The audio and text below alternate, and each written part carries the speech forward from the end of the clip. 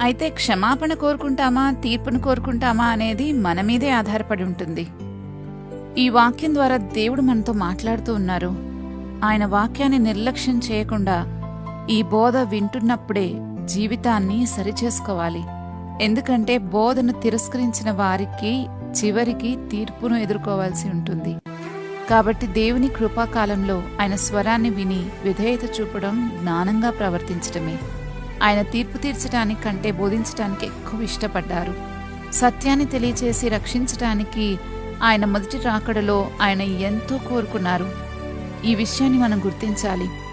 ఆయన ముందుగా మనకు తన సత్యాన్ని బయలుపరిచారు. ఆ సత్యాన్ని అంగీకరించిన వారు రక్షణ పొందుతారు. తిరస్కరించిన వారు తమంతట తామే తీర్పుకు అప్పచెప్పుకుంటారు. ఇంక 27-28 వచనాలు చూస్తే, ఇంత చెప్పినా వారు గ్రహించకపోవడం ఆయన చూస్తున్నారు.